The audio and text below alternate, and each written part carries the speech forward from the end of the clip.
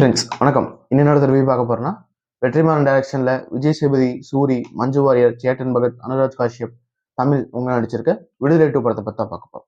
விடுதலை 2 இந்த படத்தோட கதையை பத்தி பாத்தீங்கன்னா, விடுதலை 1 உங்களுக்கு எல்லாத்துக்குமே தெரியும். விடுதலை 1ஓட கதை என்னன்னு பாத்தீங்கன்னா, ஒரு தமிழக மக்கள் படை அப்படிங்கிற ஒரு டெரரிஸ்ட் குரூப் பிடிக்கிறதுக்காக போலீஸ் இடத்துல வந்து கேம்ப் அமைச்சு கம்பெனி அமைச்சு ஒர்க் பண்ணிட்டு இருப்பாங்க.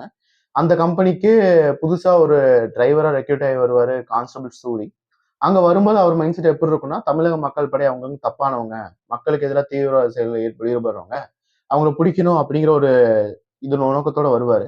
அங்க வந்ததுக்கு அப்புறம் அங்க நடக்கிற சில விஷயங்கள் வச்சு அவர் என்ன புரிஞ்சுக்குவாருன்னா, தமிழக மக்கள் படை தப்பானவங்க இல்ல, போலீஸ்காரங்க சில பேர் அட்டூழியம் பண்ணிட்டு இருக்காங்க, அவங்க சொல்ற கருத்து உண்மைதான் போல, நியாயமானதுதான் போல அப்படின்னு சொல்லி ஒரு கன்க்ளூஷனுக்கு வருவாரு.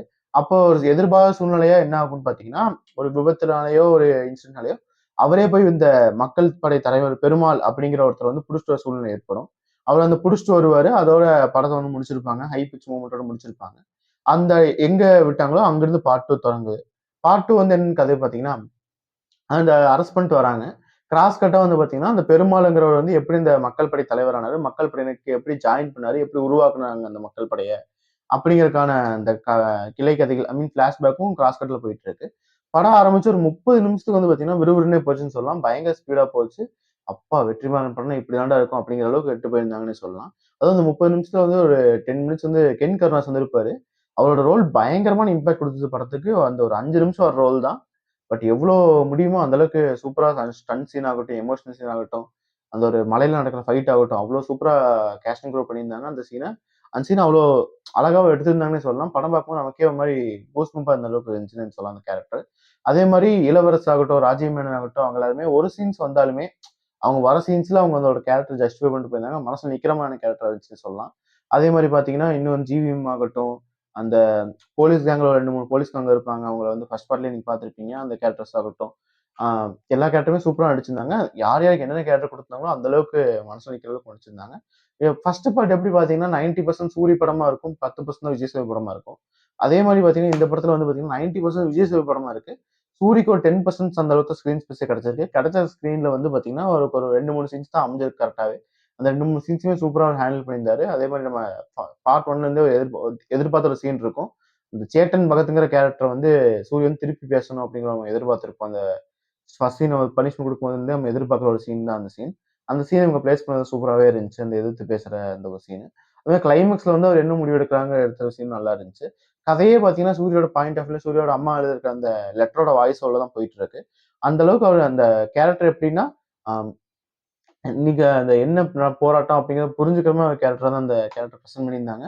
அந்த கேரக்டர் வந்து ஸ்டார்ட்டிங்ல வந்து எதுவுமே தெரியாம இருக்கும். போக போக கொஞ்சம் கொஞ்சமா தெரிய ஆரம்பிச்சு, இந்த படம் முடியும்போது யார் உண்மையான குற்றவாளி? எது நடக்குது? என்ன அரசியல் நடக்குது? அப்படிங்கிறத புரிஞ்சுட்டு, அதுக்கேத்த ஒரு முடிவு எடுக்கிற மாரி தான் அந்த கதைய முடிச்சிருப்பாங்க. கதையோட நாயகனே சூரின்னு தான் சொல்லலாம். அதே மாரி இந்த வாத்தியார் கேரக்டருமே சூப்பரா விஜய் சேது எந்த அளவுக்கு புல் ஆஃப் பண்ண முடியுமோ, அந்த ஒன்லைன் கவுண்டர்ஸ் நெறைய இடத்துல குடுத்திருப்பாரு. அதே மாரி பார்த்தீங்கன்னா, அந்த ஒரு வண்டிய வச்சு ஒரு கதை சொல்லியிருப்பாரு. 4 பேர் நிக்கிறாங்க, 5 பேர் நிக்கிறாங்க. கொஞ்சமா கதை சொல்லியிருப்பாரு. அந்த மாரி எக்ஸாம்பிள்ஸ்லாம் சூப்பரா இருந்துச்சு. டயலாக் வைஸ் நெறையா டயலாக் இம்பாக்ட்ஃபுல்லாவும் இருந்துச்சு. ஆழ்ந்த அர்த்தமும் இருந்துச்சுன்னே சொல்லலாம். நெறைய டயலாக்ஸ் அந்த மாரி சொல்லிட்டே போலாம். அதே மாரி ஒரு ரொம்ப ஒரு குரூஷியலான சீன்ல வந்து சூர்யா திடீர்னு கேட்பாரு. "யார் சார் சொல்லணும்? எதுக்கு சார் சொல்லணும்?" அப்படின்னு கேட்கறதாகட்டும். இந்த மாரி யாரு யார காப்பாத்துறக்கா? யார் கையில யாரு ஆயுதத்த குடுத்துருக்கா? அந்த மாரி சீன்ஸ் நெறைய டயலாக்ஸ்லயே கன்வெர்ட் பண்ணியிருந்தாங்க. அந்த அளவுக்கு சூப்பரா இருந்துச்சு. படத்தோட பிளஸ் பாயிண்ட்ன்னு பார்த்தீங்கன்னா, இத்தன இருந்தாலுமே மைனஸ் பாயிண்ட்டா எனக்கு என்ன தோணுச்சுன்னா, Manju Warriers and Vijay Sethu love scenes வந்து அந்த அளவுக்கு ஒர்க் ஆகலையோங்கிற ஒரு சீன் இருந்தாலுமே, அந்த சீன் கதைக்கு எந்த ஹெல்ப்புமே பண்ணல. அந்த சீன் இப்ப நீங்க கட் பண்ணியே வச்சீங்கனாலுமே, மஞ்சு வாரியர் கேரக்டர நீங்க இந்த படத்துல தூக்குனீங்கன்னா ஒண்ணுமே ஆஹா! ஐய்யய்யோ! இந்த இடத்துல கட் ஆயிருச்சு. அந்த மாரி எதுவுமே இல்லாம, அந்த கேரக்டரே தேவையில்லாத ஒரு கேரக்டரா இந்த மாரியே போயிருச்சுன்னே சொல்லலாம். ஃபர்ஸ்ட் 30 மினிட்ஸ் ஒரு இம்பாக்ட்டோட ஸ்பீடா ஆரம்பிச்ச screen play, Manju Warrier scene love scenes வரும்போது இன்ட்ரோ வரைக்குமே ஸ்லோவா போற மாரி தான் இருந்துச்சு. ஒரு 1/2 அன் ஹவர் பக்கம் வந்து கதை ஸ்லோவா போற மாரி இருந்துச்சு. அப்புறம் இன்ட்ரோல வந்து பார்த்தீங்கன்னா, இன்ட்ரோல் போர்ஷன்லாம் சூப்பரா எடுத்துட்டு போயிருந்தாங்க. விஜய் சேதுபதி நல்லா கேரியர் பண்ணிட்டு போயிருந்தாங்க இன்ட்ரோல் சீன. பட் பிஜிஎம்மும், மியூசிக்கும் அந்த அளவுக்கு ஹெல்ப் பண்ணுச்சா அப்படின்னு கேட்டீங்கன்னா, சில சீன்ஸ் இம்பாக்ட்ஃபுல்லா காமிச்சதே தவிர, ஒரு படத்துக்கான ஃபுல்ஃபில்னஸ் இந்த பிஜிஎம்ஸ் எங்கேயுமே குடுக்கல அப்படின்னு தான் சொல்லணும். அதுக்கு என்ன காரணம்னு தெரியல. இன்டர்வல் சீன்லாம் பார்த்தீங்கன்னா, அந்த வா அசுரா பேட்டர்ன்லயே தான் இருக்கும். அந்த அளவுக்கு ஒரு பயங்கரமான பிஜிஎம் தான் இளையராஜா ட்ரை பண்ணியிருக்காரு. அந்த பொறுத்தது போதும் பாட்டுமே அந்த அளவுக்கு ட்ரை பண்ணியிருக்காரு. பட் அந்த அளவுக்கு ஒரு இம்பாக்ட் குடுத்துச்சா அப்படின்னு கேட்டீங்கன்னா, இல்லன்னு தான் சொல்லணும். அதே மாரி தான் மியூசிக் வைஸும் பார்த்தீங்கன்னா, பார்ட் 1னோட அந்த ஷேடான பிஜிஎம்ஸே தான் அந்த மாரி ரிப்பீட் ஆன மாரி இருந்துச்சே தவிர, பார்ட் 2க்கான ஹை பிஜிஎம்ஸ் எதுவுமே இல்ல. அதே மாரி ஒரு இன்டென்ஸான சீனுக்கு வந்து இவரு போடுற பிஜிஎம் வந்து இன்னும் இன்டென்ஸா இருந்திருக்கணும். அந்த சீன்லாம் பார்த்தீங்கன்னா, இன்டென்ஸ் கம்மியா தான் இருந்துச்சுன்னு சொல்லலாம். படத்தை நேரில் பார்த்தீங்கன்னா உங்களுக்கே தெரியும் தியேட்டர்ல. அது ஏன் பிஜிஎம் வந்து இளையராஜா அந்த அளவுக்கு பண்ணாருன்னு தெரியல. நம்ம வந்து ஒருவேளை நம்ம வந்து ஜிவிஎம்மையும் சனோஸ் இன்னுமே பார்த்து பார்த்து பண்ணதுனால அந்த பிஜிஎம் இம்பாக்டா இல்லையா அப்படிங்கிறதும் தெரியல எங்களுக்கு. படமா பார்க்கறக்கு ஒரு சூப்பரான படமா தான் எடுத்துட்டு வந்திருக்காரு. வெற்றிமாறன் ப்ராடக்ட் என்னைக்குமே வொர்ஸ்ட் ப்ராடக்ட்டா போகாது. அதே மாரி அவர் சொல்ற அளவுக்கு பெஸ்ட் ப்ராடக்ட்டும் இது கிடையாது. ஏன்னா அவரோட பெஸ்ட் நம்ம இதுக்கு முன்னாடி பார்த்துருக்கோம். அவரோட கேப்பபிலிட்டி என்னன்னு நமக்கு தெரியும். பட் ஆனா அந்த அளவுக்கு ஒரு கேப்பபிலிட்டியா இல்லன்னே சொல்லலாம்.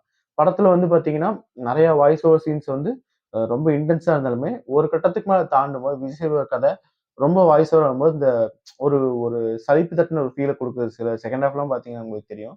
அந்த வாய்ஸ் ஓவர் வரும்போதெல்லாம் நமக்கு கொஞ்சம் சலிப்பு தட்டுன ஃபீலிங்க குடுக்குது. சினிமாட்டோகிராஃபி வைஸ் படத்த எந்த அளவுக்கு ரிச்சா காட்ட முடியுமோ, அந்த அளவுக்கு ரிச்சா காமிச்சிருக்காங்க. ஃபர்ஸ்ட் ஒரு 30 மினிட்ஸ் அந்த ஃபைட் சீன்ஸ் ஆகட்டும், கிளைமாக்ஸ் வந்து பார்த்தீங்கன்னா, ஃபுல்லா ஸ்னோஃபால்ல ஒரு ஃபைட் சீன்ஸ் இருக்கும். அந்த ஃபைட் சீன்ஸ் ஆகட்டும், சூப்பராவே cinematography, DI team, editing teams எல்லாத்துலயுமே சூப்பரா ஒர்க் பண்ணியிருந்தாங்க. அதே மாரி பார்த்தீங்கன்னா, படத்த முடிச்சதும் எனக்கு ரொம்ப பிடிச்சிருந்துச்சு. ஹார்ட் ஹிட்டிங்கா பல பேத்துக்கு வந்து மைண்ட்ல ஒரு சில என்ன மாரி படம் முடிச்சிருக்காங்கன்னு தெரியாம இருக்கலாம். பட் யோசிச்சீங்கன்னா உங்களுக்கே புரியிற மாரி இருக்கும். நெறைய அரசியல் இந்த படம் வந்து சூப்பரா கேரி பண்ணி போயிருந்துச்சு. பட் படமா குடுக்க வேண்டிய ஒரு இம்பாக்ட்ட குடுக்காம இருந்துச்சுன்னு சொல்லலாம். பார்ட் 1ல பார்த்தீங்கன்னா, நெறைய சீன்ஸ் வந்து அவங்க விடையே சொல்லாம இருந்திருப்பாங்க. அந்த ஹீரோயினோட பாட்டி எப்படி இறந்தாங்க? அப்புறம் ஹீரோயின் அடைச்சிட்டதுக்கப்புறம் யார் அந்த இங்க முக்கியமான ஃபேமிலியோட மெம்பர்ன்னு காமிக்கிறதாகட்டும், அவங்கள என்ன பண்ணாங்க? புடிச்சாங்களா இல்லையா? அந்த மாரியெல்லாம் சில சீன்ஸ் இந்த படத்துல டச்சே பண்ணாம விட்டது வந்து ஒரு வருத்தமான இதா இருந்துச்சு. ஆனா வில்லனுங்கிற ஆஸ்பெக்ட்ல சேட்டன் பகத் ஆகட்டும், ஐ மீன் சர்ப்ரைஸ் வில்லன் இருக்காரு. அது பார்த்தீங்கன்னா தெரியும் உங்களுக்கு. எல்லாமே சூப்பரா நடிச்சிருந்தாங்க. யார் யார் என்னென்ன கேரக்டர் எடுத்துட்டாங்களோ, கேரக்டருக்கு வந்து எந்த இதுவுமே பண்ணாம நடிச்சிருந்தாங்க. சூப்பரா கேரியர் பண்ணிட்டு போயிருந்தாங்க. பட் படமா படம் தான் குடுக்க வேண்டிய ஒரு இம்பாக்ட் குடுக்காம ஒரு லெசன் பார்க்குற மாரி, ஒரு டாக்குமெண்டரி ஒரு ஃபீல் அங்கங்க குடுத்த மாரி இருந்துச்சு. அத மட்டும் அவரு கொஞ்சம் ஆன் ஸ்பாட்ல வந்து இம்ப்ரைஸ் பண்ணதாகட்டும், டப்பிங் வந்து லிப்சிங்ஸ் நமக்கு தெரியும் வெற்றிமாறன் படம்னா, முன்னத்த நாள் நைட் தான் முடிச்சாங்க வெற்றிமாறன் படத்தையே. அப்படிங்கும்போது டப்பிங் லிப்சிங்ஸ் எல்லாம் அங்கங்க மிஸ் ஆகுறது சகஜம் தான் நம்ம வெற்றிமாறன் படத்துல. ஸோ படமா பார்க்கும்போது, ஃபேமிலியோட பார்க்க முடியாத ஒரு படம் தான். ஸ்ட்ரிக்ட்லி ஒன்லி ஃபார் 18 ஹவர்ஸ் அப்போ. பார்ட் 1ல இருந்த அளவுக்கு முகம் சுளிக்கிற மாரி காட்சிகள், அந்த கிளைமாக்ஸ்லாம் பார்த்தீங்கன்னா, நெறைய சீன்ஸ் வந்து கண்ண மூடிக்கிற மாரி இருக்கும். அந்த அளவுக்கு இல்லாம. பட் இந்த படத்துலயும் பார்த்தீங்கன்னா, ரத்தம் தெறிக்க தெறிக்க ரத்தம் குரோதமா நெஞ்சில கடப்பாரை வச்சு இறக்குறது, ரத்தம் ஒரே வெடிகுண்டு வெடிச்சு எல்லாம் சாகுறது.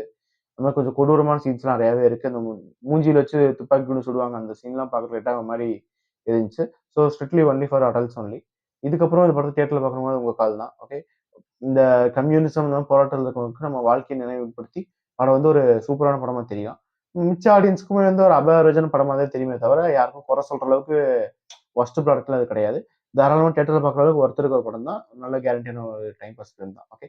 இந்த நம்ம வீடியோஸ் பிடிச்சா லைக் பண்ணுங்க, ஷேர் பண்ணுங்க, சப்ஸ்கிரைப் பண்ணுங்க. அடுத்த வீடியோல சந்திப்போம். ஓகே. பாய்.